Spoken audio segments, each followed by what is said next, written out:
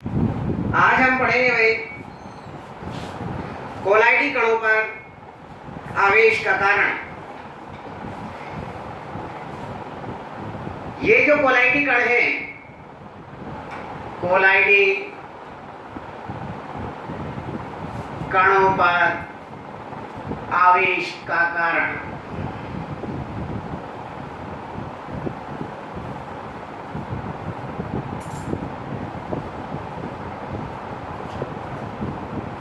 कल जब अपन ने कोलाइडी विलयन बनाए थे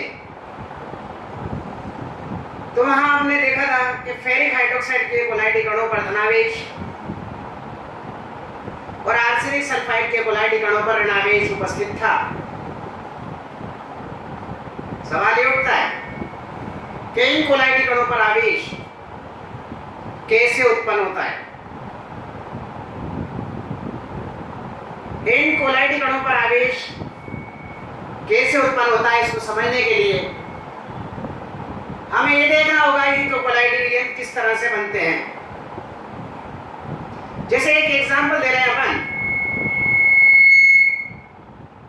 कि फेरिक हाइड्रोक्साइड के जो कोलाइडी कण हैं, उन कोलाइडी कणों पर धनावेश उपस्थित होता है। इन कोलाइडी कणों पर धनावेश कैसे उत्पन्न होगा, इस चीज को हम समझते हैं। देखिए, फेरिक हाइड्रोक्साइड के कोलाइडी कणों पर धनावेश कैसे उत्पन्न हुआ। तो हमने पढ़ा था कि फेरिक हाइड्रोक्साइड का कोलाइडी विलयन कैसे बना था, जब फेरिक क्लोराइड,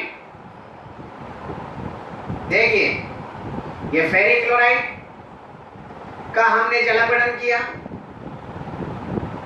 तो हमें फेरिक हाइड्रोक्साइड का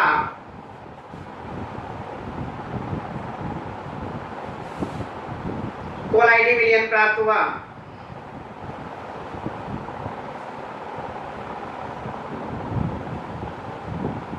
ठीक, ये क्या है, फेरिक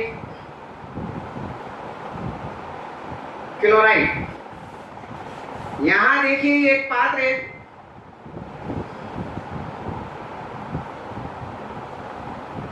इस पात्र के अंदर फेरिक क्लोराइड और जल को डाला तो यहां फेरिक हाइड्रोक्साइड का सोल प्राप्त हुआ। इस सोल कण पर धनावेश कैसे उत्पन्न होता है, तो ध्यान से सुनना। कोलाइडी कण जो है, ये कोलाइडी कण अपने विलयन में उपस्थित उभयनिष्ठ आयन को अपनी पृष्ठीय सतह पर अधिशोषित कर लेते हैं। यदि अधिशोषित आयन धनावेश हो तो कोलाइडी कणों पर धनावेश उत्पन्न हो जाता है, और यदि उभयनिष्ठ आयन ऋणावेश हो तो कोलाइडी कणों पर ऋणावेश उत्पन्न हो जाता है। जैसे ये फेरिक हाइड्रोक्साइड का सोल कण बन गया, यहां देखिए ये फेरिक हाइड्रोक्साइड, ये सोल कण है, अपने विलयन में उपस्थित पैक्टी कारक FeCl3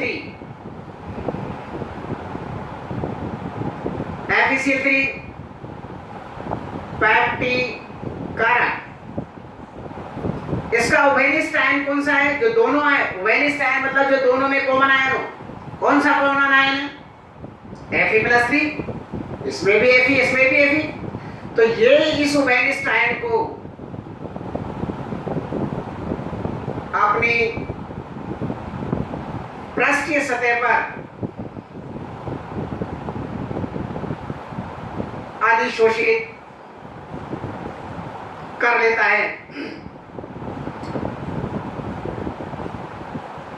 धनावेशित सोल कण तो इसने क्या किया, ये जो फेरिक हाइड्रोक्साइड का सोल कण है, इस फेरिक हाइड्रोक्साइड के सोल कणों पर ओवेनिस्ट Fe+3 आयन को ये अपनी पृष्ठीय सतह पर क्या कर लिया, इसने अधिशोषित कर लिया।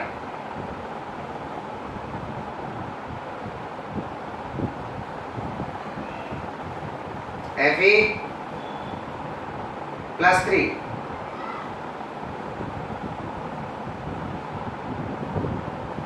और चूंकि ओवेनिस्ट आयन धनायन है, इसलिए फेरिक हाइड्रोक्साइड के सोल कणों पर कौन सा आवेश उत्पन्न हो जाता है, धन आवेश उत्पन्न हो जाता है।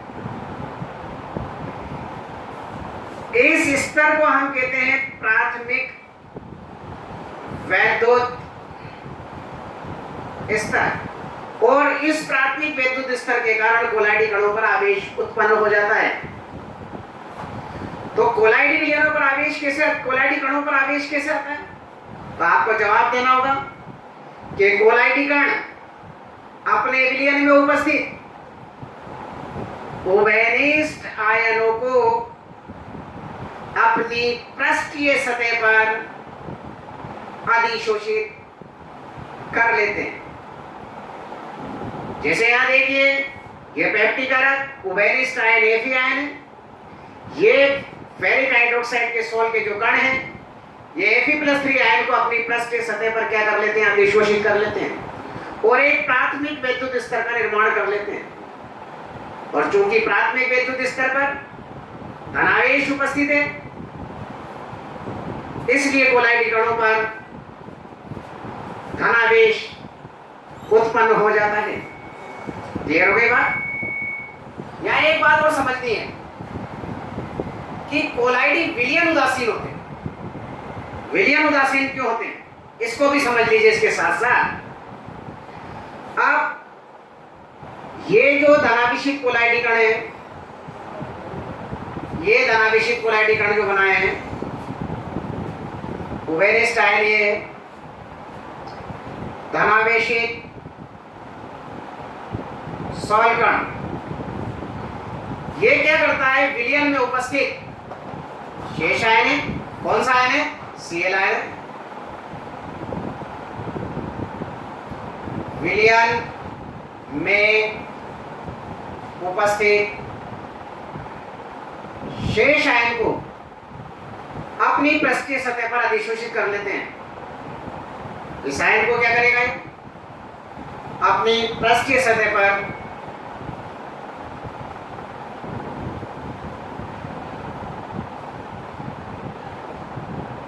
अपनी पृष्ठीय सतह पर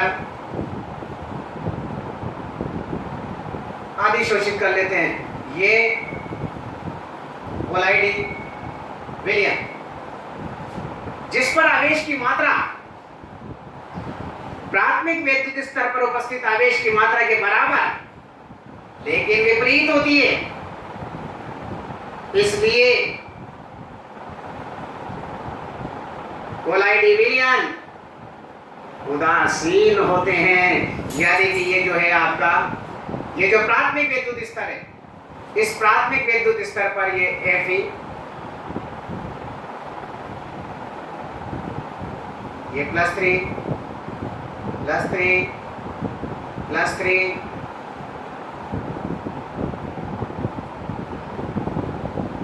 ठीक। इस प्राथमिक विद्युत स्तर पर चारों ओर जो शेष आयन है, उस Cl आयन को अपनी पृष्ठीय सतह पर अधिशोषित करके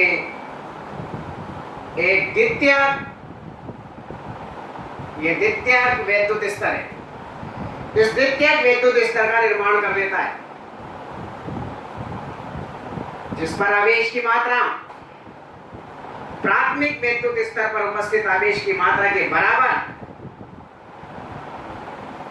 लेकिन विपरीत होती है, इसलिए कोलाइडी विलयन उदासीन होते हैं। ये बात भी आपको ध्यान रखना है। तो सबसे पहले तो आपको ये पता लग गया कि कोलाइडी कणों पर आवेश कैसे उत्पन्न होता है। तो आपका जवाब होगा कि कोलाइडी कण अपने विलयन में उपस्थित ओवेनिस्ट आयन को अपनी पृष्ठीय सतह पर अधिशोषित कर लेते हैं और प्राथमिक विद्युत स्तर का निर्माण करते हैं।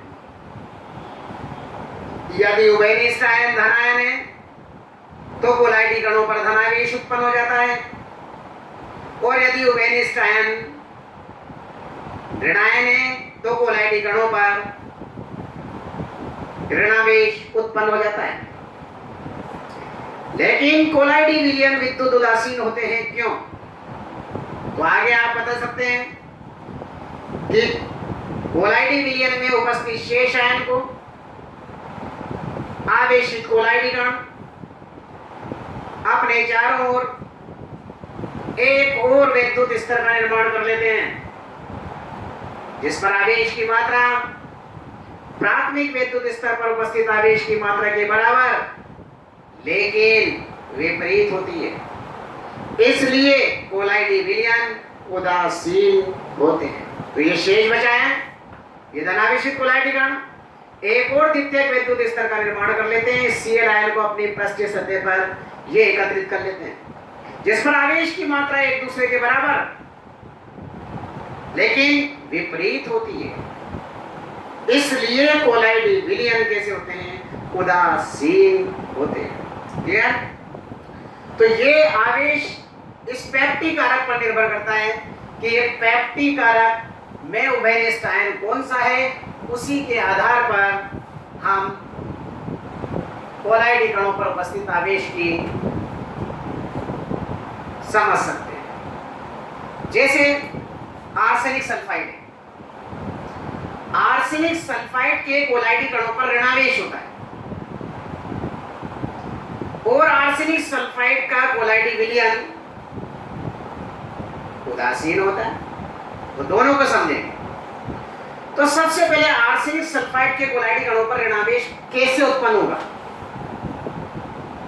तो वही बात, सबसे पहले तो आर्सेनिक सल्फाइड का कोलाइडी विलयन किससे बनता है? द्विक अपघटन द्वारा बताया था मैंने। जब आर्सेनिक ऑक्साइड, ऊपर से लिखते हैं, जब आर्सेनिक ऑक्साइड AS2O3 के तनु और ठंडे विलयन में H2S गैस को प्रवाहित करते हैं तो AS2 S3 और H2O, आर्सेनिक सल्फाइड का क्या बनता है? ये कोलाइडी कण आर्सेनिक सल्फाइड का कोलाइडी कण बन गया है। ये सॉल कण, ठीक। यहां देखिए मैंने एक पात्र लिया, इस पात्र के अंदर हमने क्या क्या डाला? आर्सेनिक और H2S, बना क्या? S2S3, ये सॉल कण। आप ध्यान दें, अब इस आर्सेनिक सल्फाइड के कोलाइडी कणों पर ऋणावेश क्यों उत्पन्न हुआ? तो देखिए, ये AS2S3 आर्सेनिक सल्फाइड का सॉल कण, इसमें पेप्टी कारक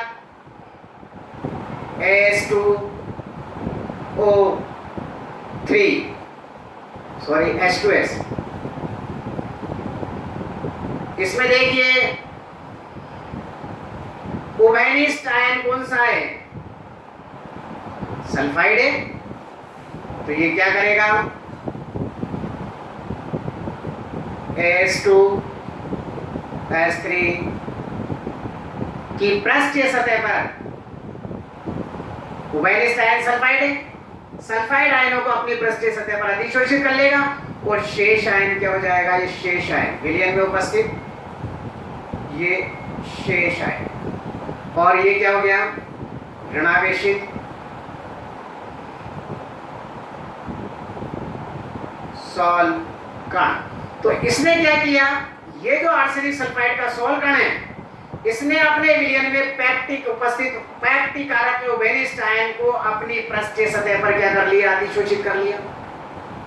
और चूंकि अधिशोषित आयन ऋणायन है, इसलिए आर्सेनिक सल्फाइड के कोलाइडी कणों पर ऋण आवेश उपस्थित हो जाता है। तो कैसे और ऋण आवेश उपस्थित हो गए? तो इसने क्या किया कि ये जो आर्सेनिक सल्फाइड है AS2S3, इसके चारों ओर S-2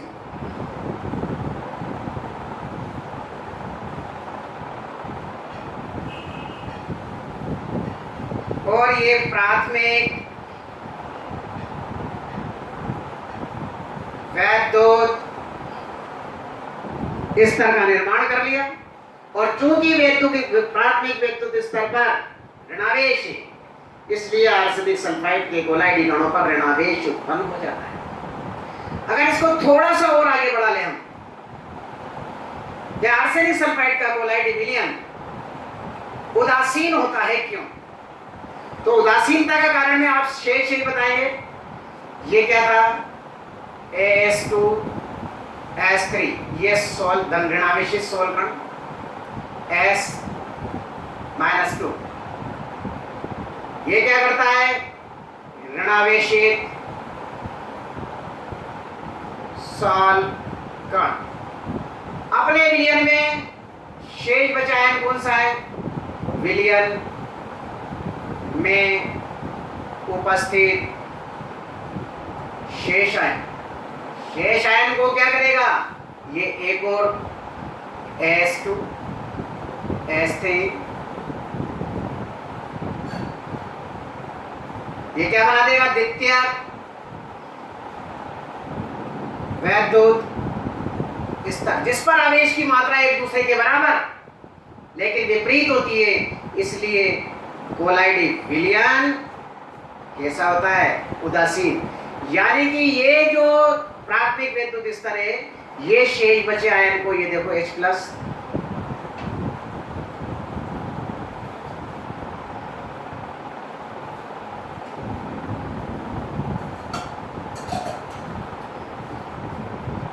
ये कौन सा स्तर हो गया, द्वितीय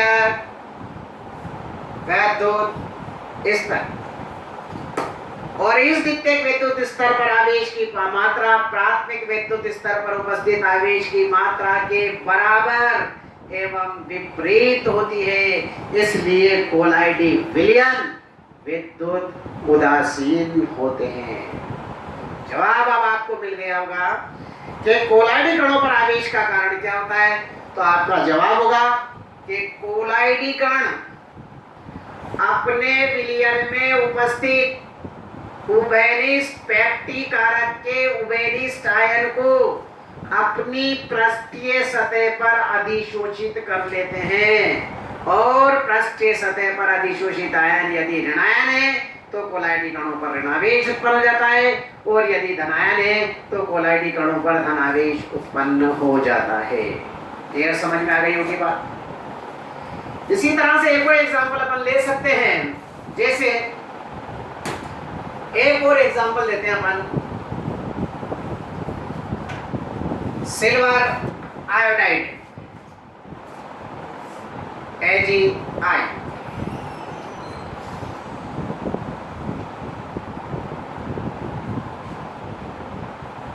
देखिए भाई,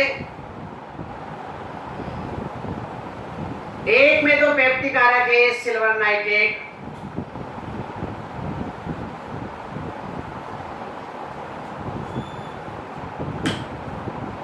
अगर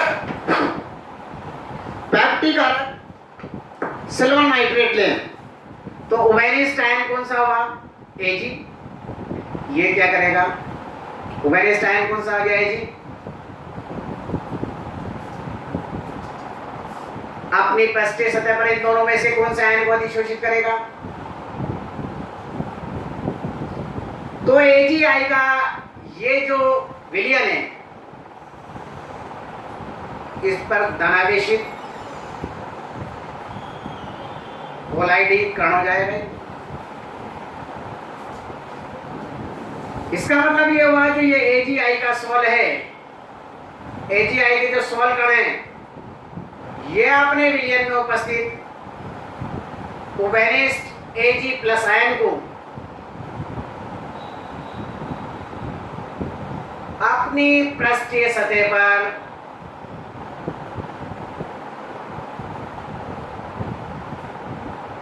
अधिशोषित कर लेगा और एक प्राथमिक विद्युत स्तर का निर्माण कर लेगा।